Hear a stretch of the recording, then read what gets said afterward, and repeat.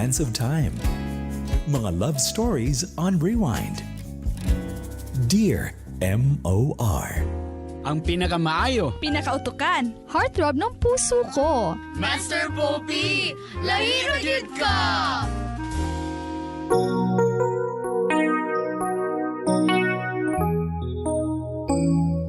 Bitin.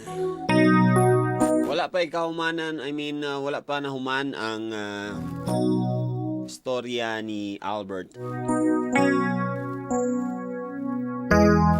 about sa iyang bisyo nga mo'y hinungdan nga dili na sila maayong pagtagad sa iyang asawa. Karon ga-adjust siya, wala siya mahimo kay syempre breadwinner ang iyang asawa.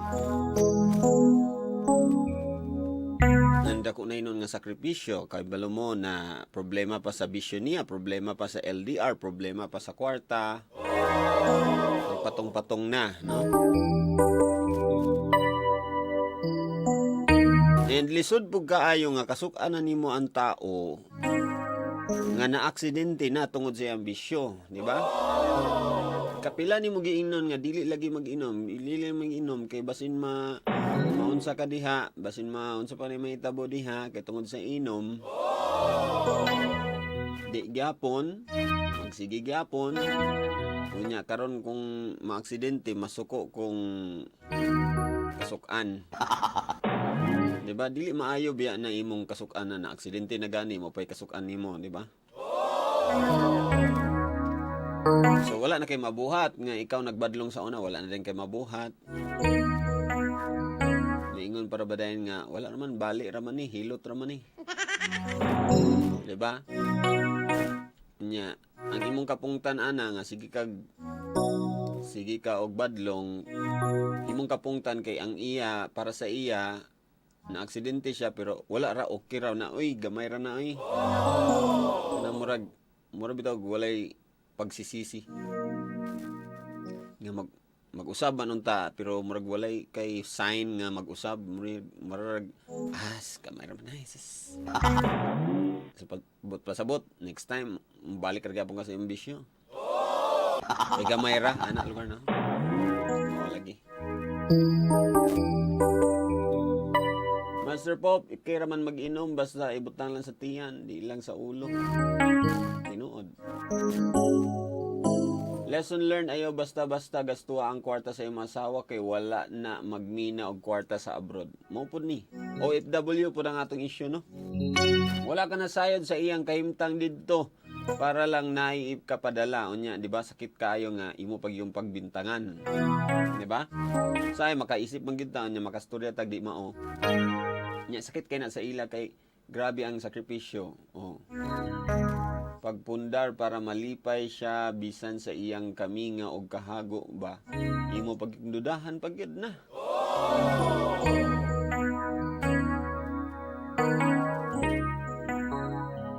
Ang tagay mo na sayop gyud na ba diha gyud magsugod ang tanan ba. Hala. Hala diha gyud daw magsugod ang tanan. La. Shout out day ko sa upcoming birthday sa isa ka bae nga nangayo og spaghetti. Pero it entails us, no, nga okay ra ang magtagay kung baga kung naay consent, kung responsable ka sa imong gahimuon. Responsable. That means kabalo ka nga dili na pasobraan kay basin maaksidente, kabalo ka nga nara ka sa inyong balay, nga di na kakailangan mulakaw pa after aning inom, kabalo ka nga pag inom nimo, wala kay madamay nga lain, wala kay maagrabyado nga lain tao, wala kay madala nga tao sa kasalanan, muna responsable nga pag inom. And then, another thinking na pod nga minyo naman. So that means na nagyug kay mga limitations na kay minyo na ba yan. So kung sa una halos every week ka mag-inom, karon tungod sa pamilya naging yung mga sacrifices. Mga once a year na lang. Or twice a year baka sige hangyo.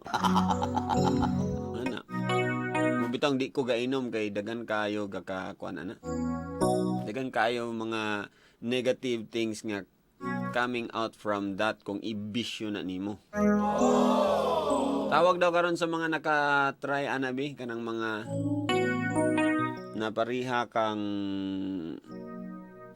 Albert or napariha kang Nerissa nga mga sitwasyon. Kanang tinud-anay ha kay sayang nga atong 10 minutes. Tawag karon. Kay always ra ba na bitaw mga pamilya kanang naimanawag tapos imbis dagang kay maayo unta kayo og story siya pag yun naguna-una kay para lang pagawas niya ang iyang walang kakwenta-kwentang kwento. Nya ginatry pag yun ba nga i-relate pag yun bisag wala gid ni relate. Kadagana na dani. Pasensya lang ko pasensya. Pero kabalo ba mo kung manawag mo dili lang akong time inyong giwaste but ang time sa mga listeners nga naminaw pud ba ya mataimtim seryoso kay naminaw. Nya igo ra man day nimo kuanon ra day chika-chikahan. Ha? Kanang maayo nga pagka-kuan di ha, pag-share ha. Hello, may gabi. Yes, kinsa ni? Si? M. Ano sa spelling? EMZ. EMZ, EMZ. Really? Magpa-ZZ pag yung ha? Oo ba yun? Di pwede S? Dili. Z yun di agad. Sige, asa man ana nga relate ka? Si Nerissa ka? Dili. Ako ang nasa Pinas. Ikaw ang nasa Pilipinas and then? Yes, then ang partner nasa layo abroad. And then? And relate ko kay kanong bitaw dili nila masabtan kung kay dili ka sa partner kung kay sitwasyon nga nasa Pinas. So abi kay ni abroad sila feeling nila sila rin sacrifice. Sila rin galisod. Na ikaw ang nabilin sa Pinas, imo ka ng trabaho. Imo sa bata, ikaw ka na. Kasi, ang nakakuan lang sa kuha kay mas taas o garbo ang nasa igawa siya sa ako. Ako din. Unsa na? Mas gahit ba? I mean, mas taas o pride. Mas taas ang pride ang? Akong partner. Sa ako, kung tata siya sa layo. Siya may dili ka-communicate sa ako. Unsa may mga sakit niyang giingon nga kanang miingyog kag ako na gay nagkuan dani upig kong panghinalaan nga ingana unsa ba? Ay, siya ang nakasala. Tapos, one time, nakita niya sa picture, i-base sa picture nga ako laki. Wala ka ba yun? Pabulo siya na ba? So, isod kayo. Kapoy kay LDR, mayngan di ko nga, ayaw lang pag-system. Dili mo isog. Katong giingon ba ni Richard Poon og ni Maricar mo yes, agree or ka ato? Yes, really kita ko ana ang video. Kani bitang gi-sacrifice man good, di ba? I-sacrifice para sa financial pero daghan kayo ang naligsan. Nawala ang 9 ata to. Yes. So ma-feel nimo si Albert nga murag pugnan niya ang iyang asawa. Oo, feel pero wala tayo mahimo kay sila man nga nasa layo so sila ang give up. Murag nag-accept the fact na lang. Balag sakit. Pero as much as possible, unsa may inyong plano na I'm sure dili man na forever dito? After 5 years lang, stay na siya dito for good.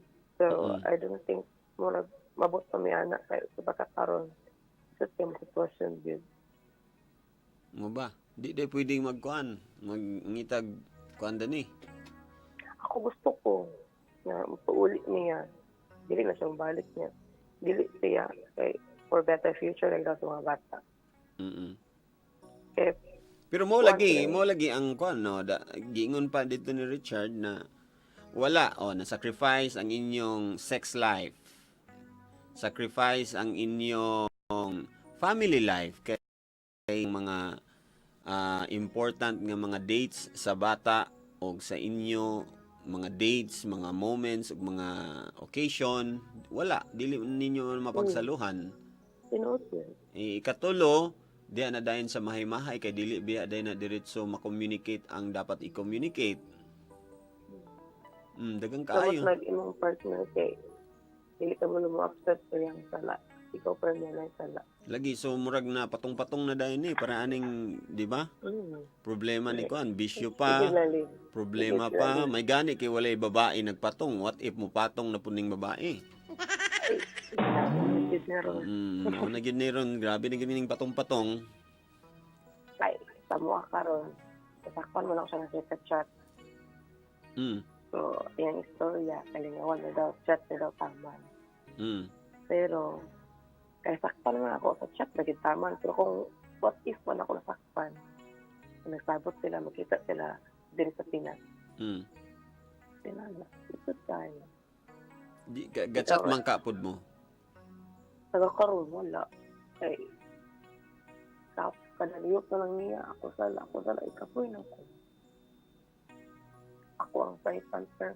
So nabay kuan pud ani nga say magtagay na lang ka sa uban. Oo, gatagay ko po ako mga amiga. May siguro na minaw isa ka rin. Ano amiga? Malain ba imong kuan ba na ana nga gatagay ka with your amiga? Dili man, simunangid sa ko. Karoon na kay close-minded ko siya, kasakpan mo ko siya. So, kada na ako gamay nga istorya, kadali, yung unang-una, ng laki na ko.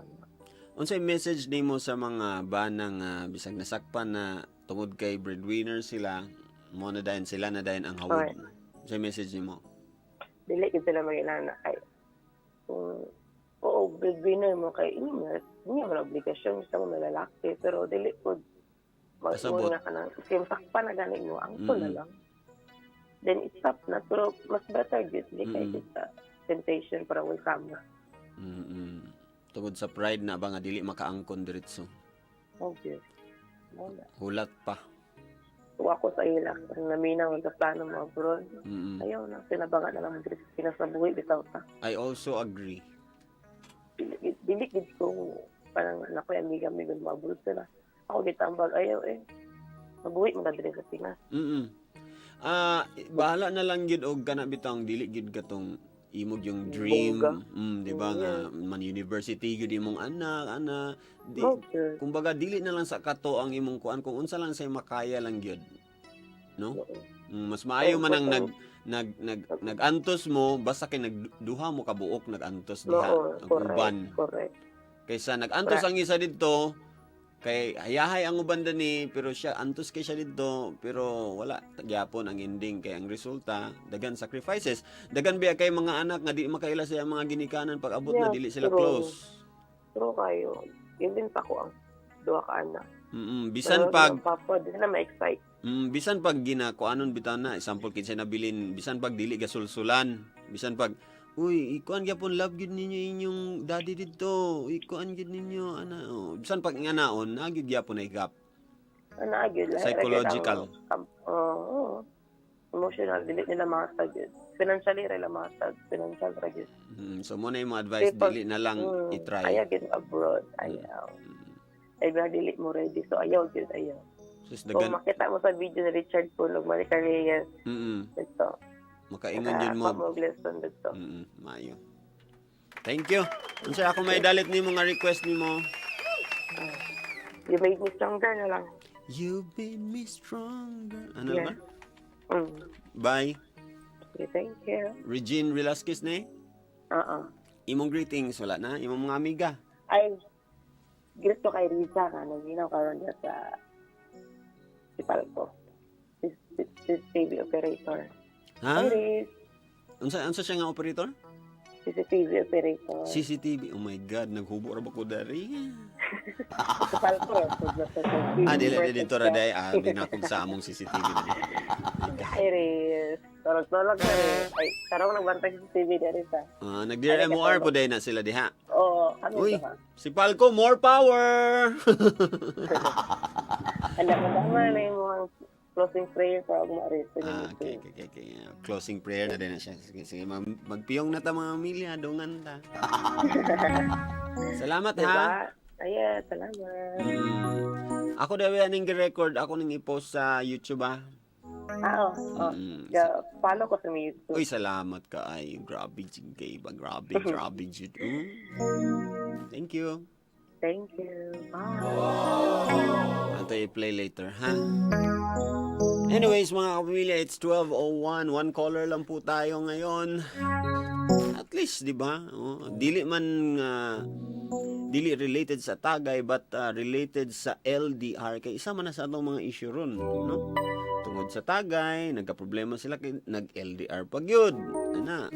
Pero kung wala pa to siya, huna-unagay ninyo, kung wala pa to siya nag-abuso sa iyang bisyong mag-inom-inom sa iyang friends. What if iyang gi-divert ang iyang attention sa paghimo og negosyo, pag something ng unta nga murag kung dili negosyo like exercise, no? Or kaning mananaw sila og sini or mananaw sila og DVD per me every time laayon siya, no?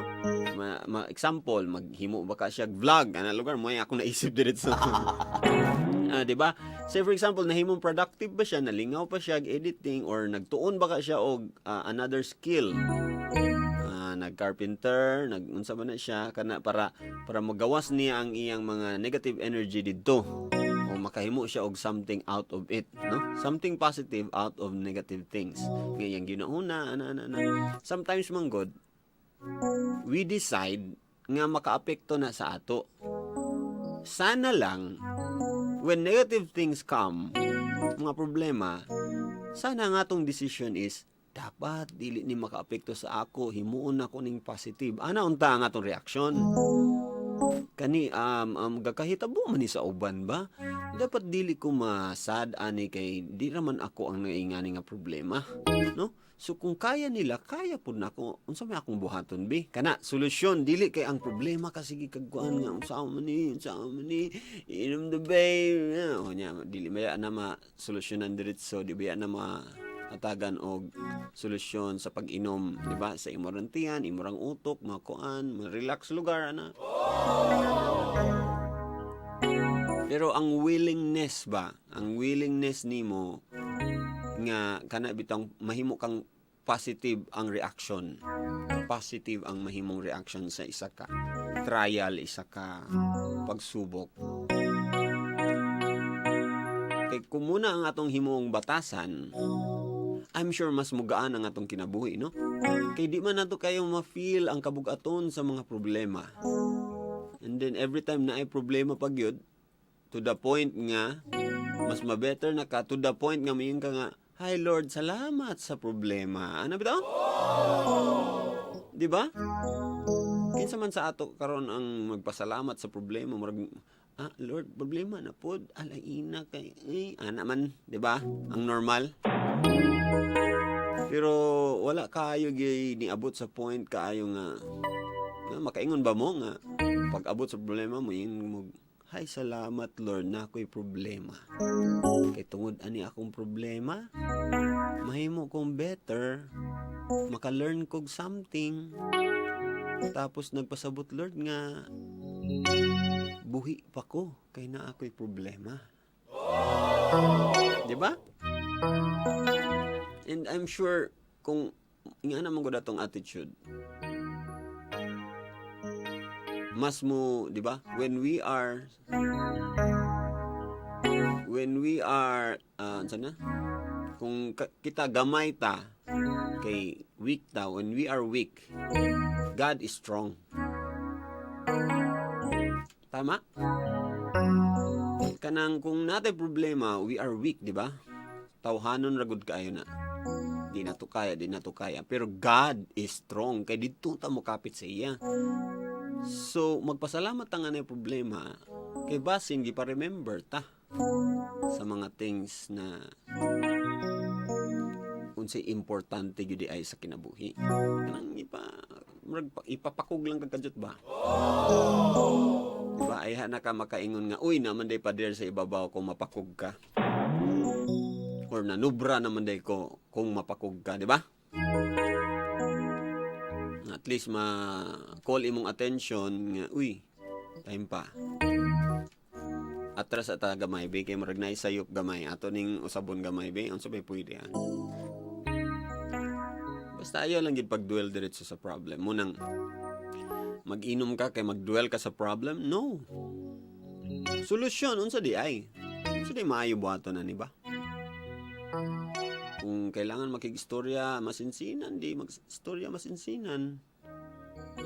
Kana mas sayon pa gani na, I mean, yes, lisod na siya emotionally, but mas sayon pa gani na himuon kaysa mamakak, di ba?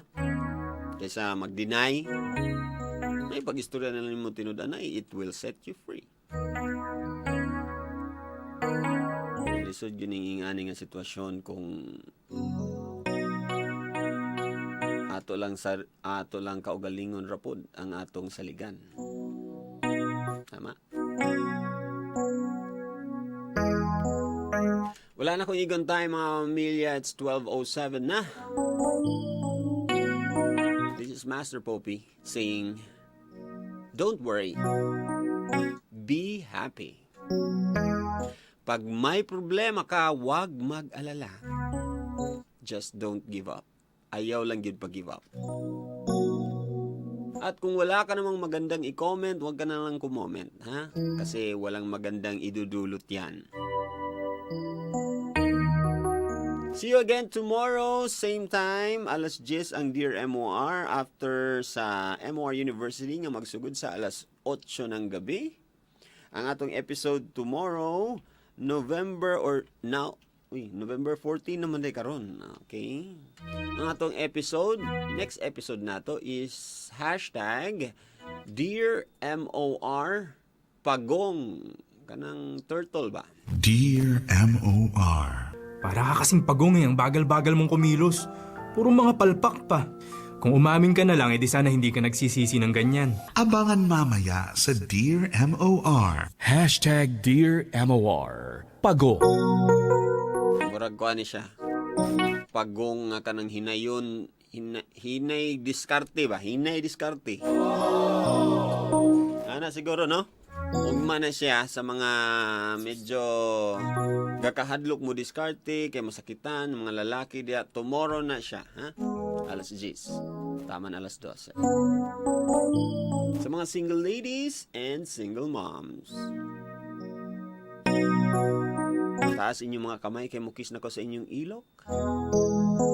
Labi na tong ang ilang mga mister kay nag-abroad. Ako na like kiss sa inyong ilok. Ready? Ready na?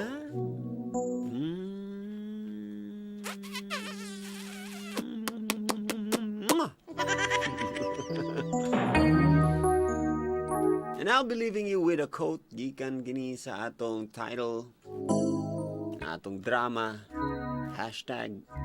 Dear MOR Tagay.